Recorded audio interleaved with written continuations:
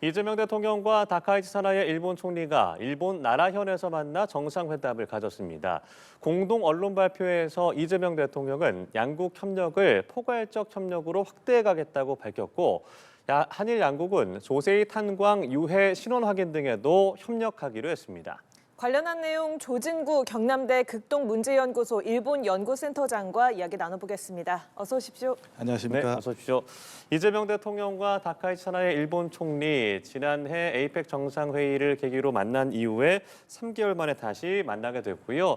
다카이치 총리의 고향인 나라현에서 만났는데 꽤나 극진히 대접을 받은 느낌입니다. 전반적으로 어떻게 보셨어요? 예, 좀 전에 화면에 나왔습니다만 그 정상회담 장소에 호텔 앞까지 와서 예. 맞이했다는 것 자체가 상당히 파격적이거든요.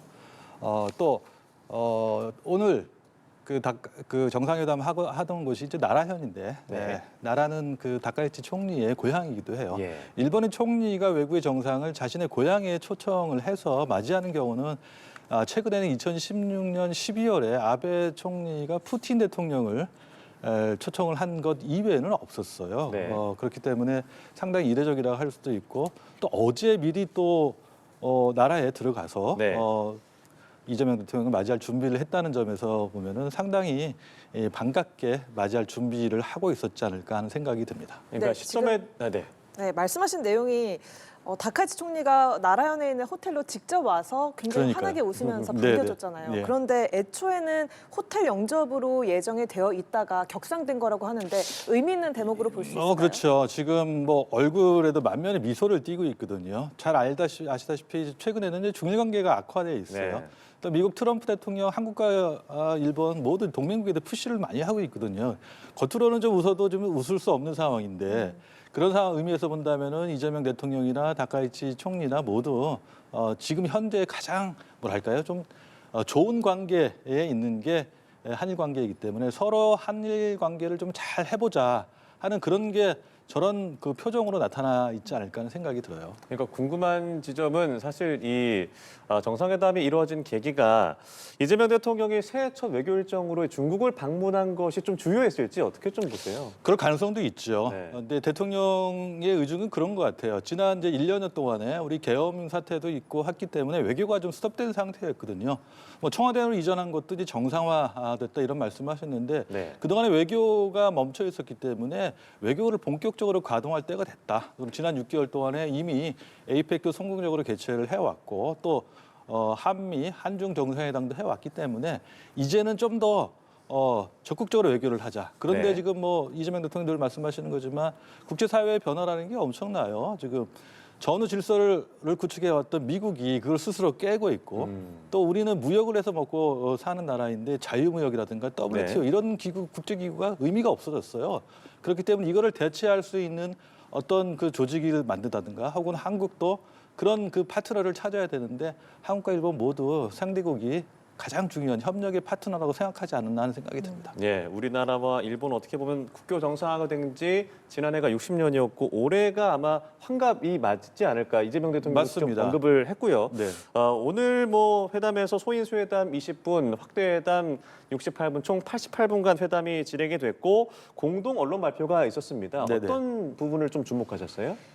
가장 큰 거는 그런 것 같아요. 그 최근에 한 6개월 동안에 우리 대통령께서 가장 많이 만난 정상이 일본 정상이에요. 다카이치 총리는 10월 말에 경주에서 한번 만났지만 사실은 그 11월 달에 남아공에서 열리는 G20 때도 잠깐 만나긴 했어요. 그렇기 네. 때문에 짧은 3개월 동안에 3번이나 다카이치 총리하고도 만난 그런 관계예요. 그렇기 때문에 무엇보다 중요한 거는 외교는 실무적인 차원에서 다 교섭을 하는 것도 중요하지만 정상들 간의 신뢰라는 것도 상당히 중요하거든요. 그런 의미에서 이재명 대통령, 다카이치 총리는 짧지만 여러 차례 만나면서 신뢰를 구축했다. 그리고 그런 신뢰를 바탕으로 해서 다양하게 협력이 가능한 분야를 모색하고 또 그 협력을 확대해 가자. 그것이 양국 국민, 양국 국가의 이익이 된다 하는 거를 좀 보여주지 않았나 하는 생각이 들어요. 네, 앞서 위성락 국가안보실장이 한일 양국이 협력해서 과거사 문제를 좀 해결하는 그런 방안을 협력해서 모색해보자라고 이야기를 했었는데 이번에 실제 공동 언론 발표에서도 조세희 탄광 수몰 사고와 관련한 언급이 있었고 또 실무 협의도 진행하기로 한 것으로 알려졌는데 이와 관련한 내용도 말씀해 주시죠. 그렇습니다. 그 과거사 문제는 자칫 한일 관계의 가장 가시 같은 존재였습니다. 잘 아시다시피 일본군 위안부 문제, 강제동원 문제로 한일 관계가 좀 냉각된 그런 상태가 있었잖아요. 그게 아직까지 뭐 해소된 거는 아닙니다만 이 조세희 탄광 문제는 일본이나 한국의 시민단체들이 계속 요구했었어요. 네. 1942년 2월에 이제 이 갱도 해저 탄광인데 갱도가 무너지면서 여기에 한 183명 정도가 이제 희생이 됐는데 70%가 한국인이고 30%가 일본인들이에요. 네. 그래서 계속 그 민간에서 요구해 왔던 것들을 일본 정부가 거부를 했어요. 안전성이 확보가 되지 않는다고. 그런데 한국도 계속 정부도 민간도 요구를 했기 때문에 이번에는 전향적으로 일본 정부가 응했던 것 같아요. 지난해 8월 달에 민간에서 조사를 해보니까 뼈가 발견됐는데 이게 사람의 뼈라는 게 확인이 됐어요. 그렇기 때문에 양국 정부가 좀 협력을 해준다면은 민간에서 하는 것보다 좀 더 적극적으로 할 수 있고 또 그 뼈의 신원을 확인하기 위해서는 DNA 감정을 할 필요가 있는데 이를 위해서는 역시 한국과 일본 정부가 나서서 해주는 게 필요하고 이번에 그런 의미에서 합의했다는 점은 상당히 의미가 있다고 생각을 해요. 네, 뭐 양국이 뭐 경제 협력에 대한 얘기도 나왔습니다만 사실 이전에 이 포괄적 점진적 환태평양 경제 동반자 협정, 이 CPTPP에 이 한국이 가입할 것인가, 그러니까 관련 내용이 주제가 될 것인가 싶었는데 이 내용은 좀 빠진 것 같아요. 어떻게 보세요? 공동 그 발표에서는 언급이 없었습니다만 네. 실제로 양국 정부는 좀 협의를 하고 있을 가능성이 있어요. 지난해 9월에 대통령께서도 CPTPP 가입 문제를 이제 검토하겠다 네. 이렇게 말씀하셨고 김민석 총리도 일본 언론과의 인터뷰에서 적극적으로 검토하겠다는 걸 표시를 했어요. 그리고 또 일본 언론에서도 한국이 CPTPP에 가입하는 문제를 일본이 지원을 해야 된다 이런 그 논조도 있어요. 그렇기 때문에 실질적으로는 협의를 하고 있을 거고 또 그러기 위해서는 이 CPTPP라는 게 12개 국가가 가명돼 있는데 모든 국가가 동의를 해야 돼요. 뭐 잘 아시다시피 2017년도 1월에 트럼프 1기가 출범하면서 당시 이 트럼프 대통령이 가장 먼저 서명했던 게 CPTPP에서 탈퇴하는 거였거든요. 그래서 그 뒤에 미국이 탈퇴한 뒤에 그걸 주도했던 게 일본이에요. 일본의 역할이 상당히 중요하고 또 일본의 협력이 없으면 한국이 CPTPP에 가입을 하려고 해도 가입이 안 돼요. 또 사실상 한일 간에는 FTA가 없습니다. 네. 또 경제 규모나 이런 측면에서 본다면은 한국의 가입은 한일 FTA와 동등한 효과가 있기 때문에 상당히 긍정적인 영향을 미칠 것으로 생각이 돼요. 이런 점들은 양국 정부가 잘 알고 있기 때문에 구체적으로 실무자들 간에 논의를 하고 있지 않을까 하는 생각이 듭니다. 네, 최근 중국과 일본 서로 좀 분위기가 안 좋잖아요. 네. 이런 상황에서 이재명 대통령이 일본을 찾아서 한일 정상회담에서 어떤 이야기를 할지가 좀 관심이었는데 네. 이 대통령이 한미일뿐만 아니라 한중일 관계도 좀 소통을 강화해야 된다 이런 네네. 이야기를 했거든요. 예. 어떤 의미라고 보세요? 한중 정상회담 때도 이재명 대통령은 중국 못지않게 일본과의 관계도 한국한테 중요하다 이런 말씀을 하셨어요. 그리고 일본 방문 또 어제 뭐 전에 NHK 인터뷰에서도 그런 말씀을 하셨거든요. 그대로라고 생각해요. 네. 중일 관계가 악화돼 있지만 한국한테는 중일 모두 중요하지만 우리가 중재자로서 뭔가 역할을 할 수 있는 부분이 적어요. 그렇기 때문에 개입을 한다거나 혹은 간섭할 여지는 없지만 네. 대화를 통해 잘 해결했으면 좋겠다 하는 거. 그리고 현재 지역의 국제 정세를 보면은 뭐 한미일 협력이다, 뭐 북중러다 이렇게 양분법적으로 보는 시각도 없지 않아 있어요. 근데 바람직하지 않고 또 중국은 한국과 일본에게 있어서 본다면 경제적으로 가장 밀접한 관계가 있는 뭐 교역 상대국의 거의 뭐 1위 국가이기 때문에 경제적인 상호 의존도 상당히 높아요. 그런 의미에서 한중일 세 나라의 협력도 중요하다는 거를 강조하신 거는 상당히 의미가 있다고 생각이 돼요. 예, 북한 문제에 대한 언급도 있었습니다. 그러니까 다카이치 총리는 북한의 완전한 비핵화를 위해서 한미일 삼국이 긴밀하게 연계해서 협력을 해야 된다라고 얘기를 했는데 어떻게 보면은 그 뜻은 같이 가져갈 수 있겠습니다만 이 한미일 삼국 간의 어떤 이 안보 협력 같은 부분에 있어서는 더 진전된 얘기가 나왔을지 어떻게 보십니까? 한미일 그 안보 협력에 관해서는 아마 지금 현재 논의가 되고 있을 것으로 생각이 되지만 네. 그만 말씀하신 북한 문제와 관련해서 이 완전한 비핵화, 북한의 완전한 비핵화냐 한반도의 완전한 비핵화냐 하는 거 사실상 북한은 뭐 핵을 포기하지 않겠다, 네. 포기할 수가 없다라고 하는 상황에서 한일이 완전한 비핵화를 얘기한다고 해서 북한이 응할 가능성은 없습니다. 다만 이거는 지금까지 양국 정부가 견지해왔던 입장을 다시 한번 재확인하는 거고 당장은 아니지만 최종적으로는 북한의 완전한 비핵화 혹은 한반도의 완전한 비핵화를 추진하겠다 하는 그 선에서 말씀하신 게 아닌가, 양 정상이 말씀하신 게 아닌가 하는 생각이 듭니다. 네. 그리고 뭐 방일에 앞서서 일본 NHK와 인터뷰에서 이재명 대통령 일본과 북한이 필요하면 수교 관계로 발전하는 게 좋다.